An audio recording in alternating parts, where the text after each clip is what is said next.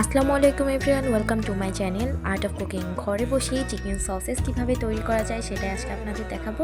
এখানে আমি কতগুলো হাড় ছাড়া মাংসের টুকরো নিয়ে নিচ্ছি এবং দিয়ে দিচ্ছি এক টুকরো আদা এবং 3টার মতো দিয়ে দিচ্ছি এখানে রসুন এবং দিয়ে দিচ্ছি চিলি ফ্লেক্স, আর দিয়ে দিচ্ছি স্বাদ মতো লবণ এবং একটি ডিম দিয়ে তারপর এগুলো আমি সব একসাথে ব্লেন্ডারে মিক্স করে নেব। এটা খুবই আঠালো হয়ে থাকে, তাই আমি একটি পলি ব্যাগের সাহায্যে পলি ব্যাগে একটু সামান্য ছিদ্র করে তারপর ওই মিশ্রণটিকে ঢুকিয়ে নিয়েছি।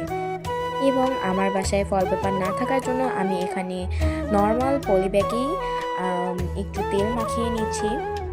তারপর ওই মিশ্রণটিকে হাতের সাহায্যে চেপে একটু লম্বা লম্বা একটা শেপ দিয়ে নিব। আমি এভাবে লম্বা লম্বি করে শেপ দিয়ে নিয়েছি। তারপর একটি পাতিলে পানি গরম করে তার উপরে স্ট্রেনার দিয়ে আমি এটাকে ভাপিয়ে নেব।